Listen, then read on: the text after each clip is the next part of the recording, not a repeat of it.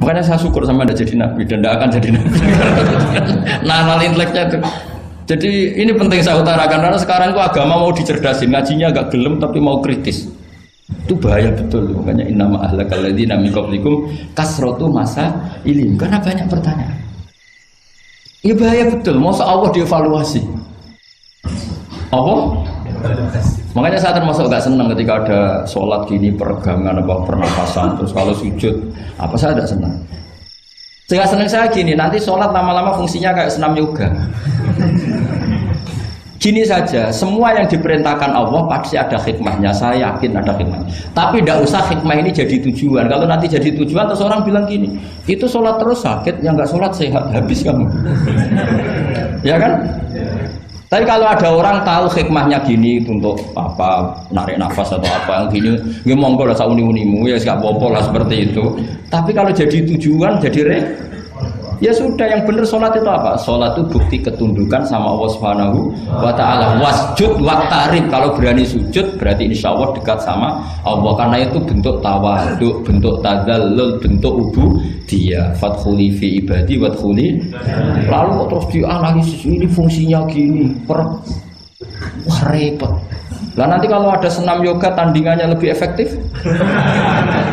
Saya jantungan, sujud kok nggak ngefek, tapi setelah ikut yoga kok ngefek.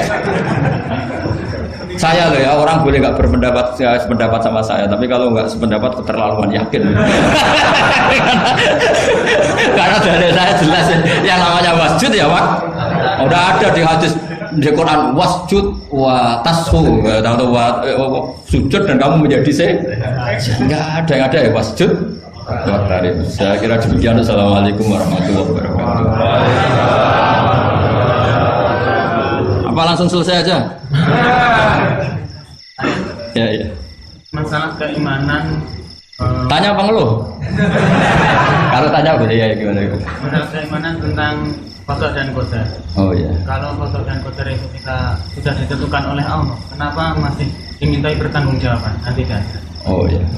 Betul.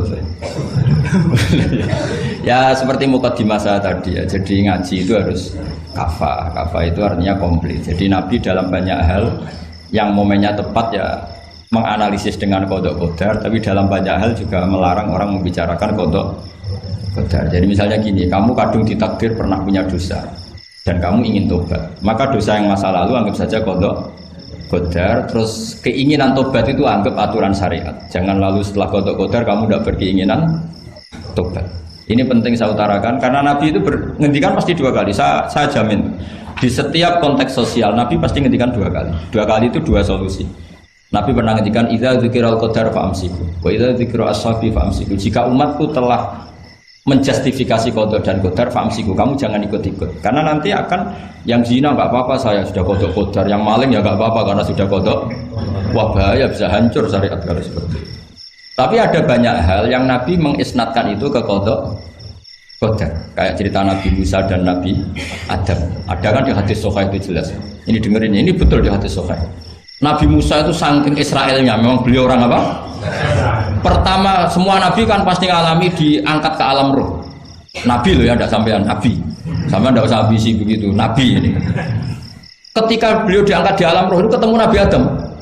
Padahal Nabi Adam kan Abul Basar, tokoh utama ada.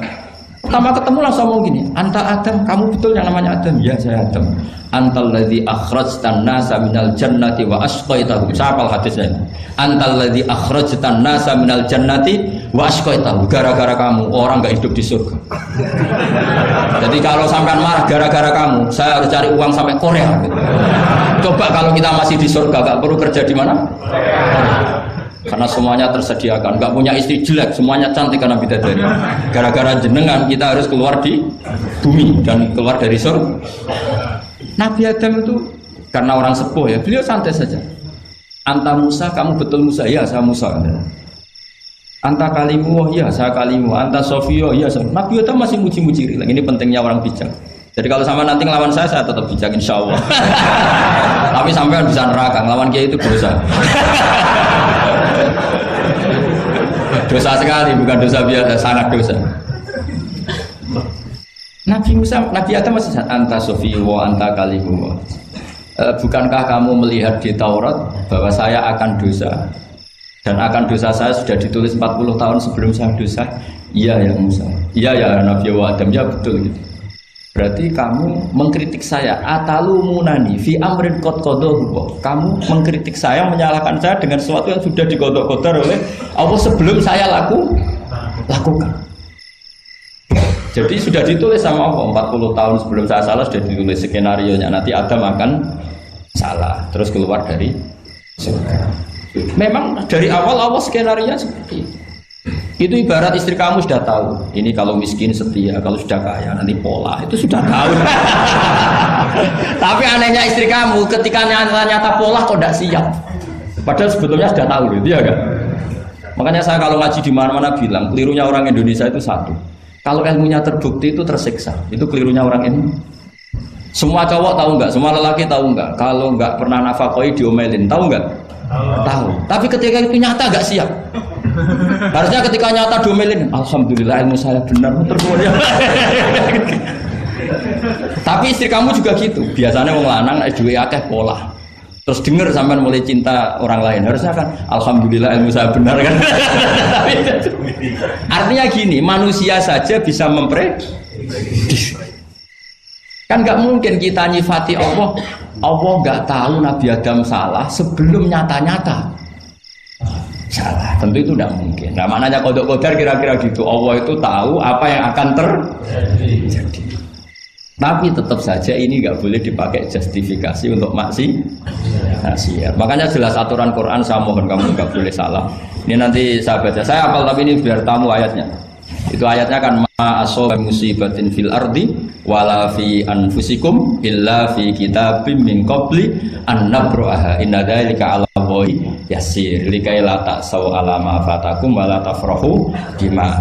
Jadi apa yang mengenai kamu di bumi maupun ada pada diri kamu, anggap saja itu yakini saja sebagai qada qadar supaya kamu tidak putus asa apa yang sudah terlewatkan dan tidak bangga dengan apa yang kamu sudah.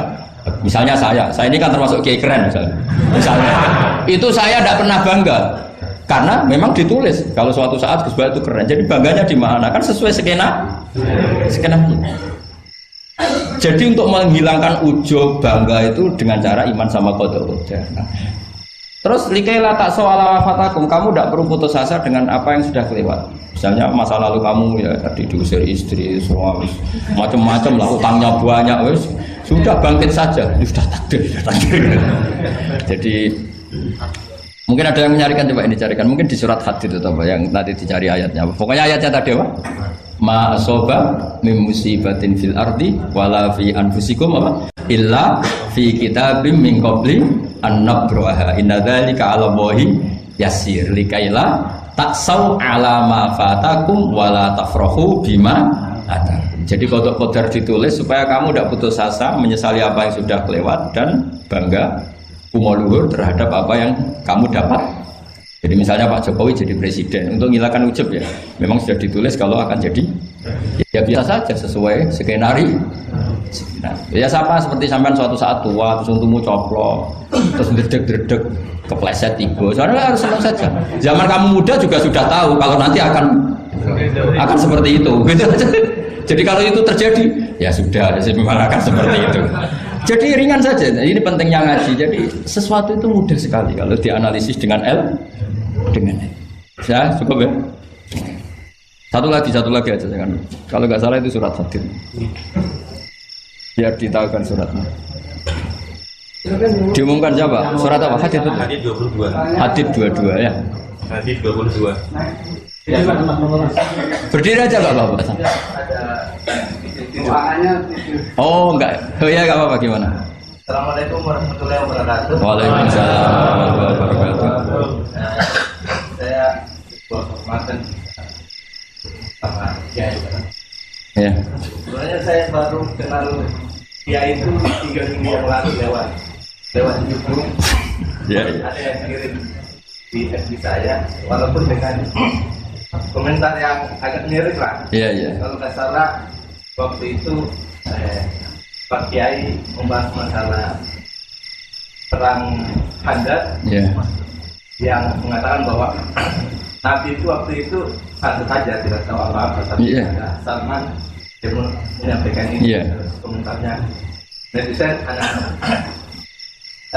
Tapi pertanyaan saya itu bukan itu Pak. Iya gimana? Pertanyaan saya itu saya tertarik kenapa cara pasang sokoknya itu ada rambut di. Iya.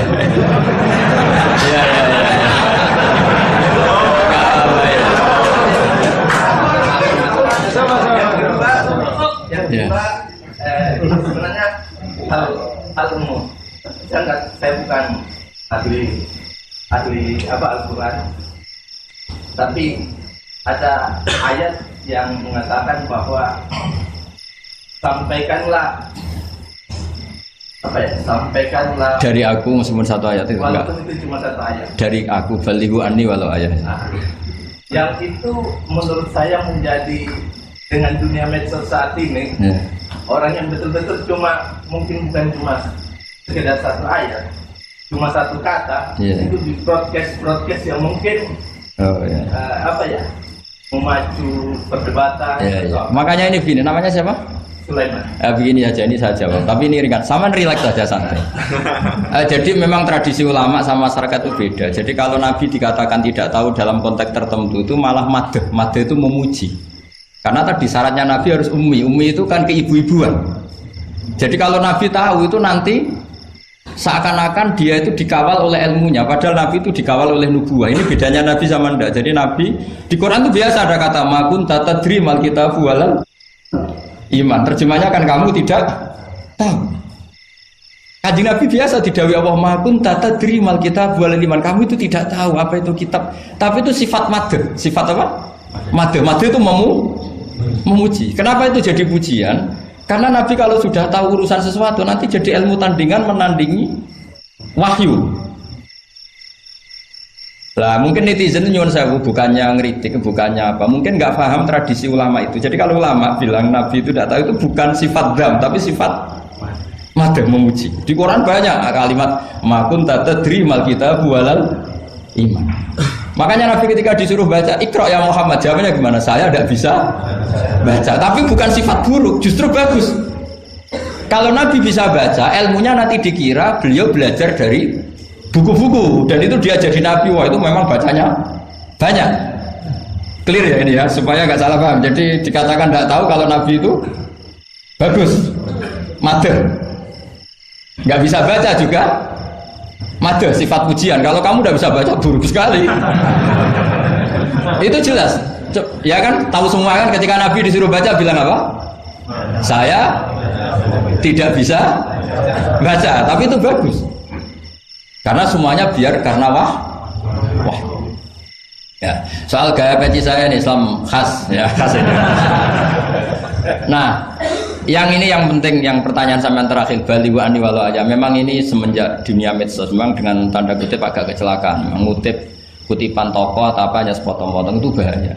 Bahayanya begini, itu bukan hanya karena yang ngendikan tokoh. Meskipun Quran kalau wakafnya salah itu ya bahaya. Coba misalnya begini, ada orang wakaf di depan orang yang paham bahasa Arab. Innallaha la yastahi, terus wakaf ya Pak. Terjemahnya gimana? Allah tidak punya rasa malu. Sehingga di ilmu Quran itu diaturkan ada wakaf yang haram, yaitu wakaf yang rusak makna. Harus diteruskan innallaha la yastahi ayyadriba mathalam ma ba'u. Allah tidak malu bikin perumpamaan sekecil apapun makhluk itu. Misalnya buat perumpamaan dengan nyamuk. Coba kalau bacanya satu ayat terpotong. Innallaha la yastahi, Allah tidak malu. Bayangkan didengar orang yang paham bahasa Arab. Jadi problem kita adalah kadang ngutip ya gitu. Jadi apa ya tadi belum mendengarin kompletnya ngaji. Jadi kalau ada ulama bilang Nabi tidak tahu itu sebenarnya madh itu ngelem karena memang begitu. Makanya Allah bilang apa? Makun tatadri mal kitab walal iman. Muhammad kamu tidak tahu apa yang maknanya kitab, maknanya iman. Tapi nggak tahu ini untuk Nabi kelebihan karena kalau Nabi tahu dulu berarti ilmunya sebagian diserap dari Taurat dan Injil, dari yang macam-macam. Makanya dulu orang kafir kalau ngeritik Nabi kan walaqad na'lamu annahum yaquluna innama yu'allimuhu basar. Muhammad pinter macam pernah belajar. Terus Allah menjawab, Muhammad enggak pernah belajar, bahkan baca saja tidak.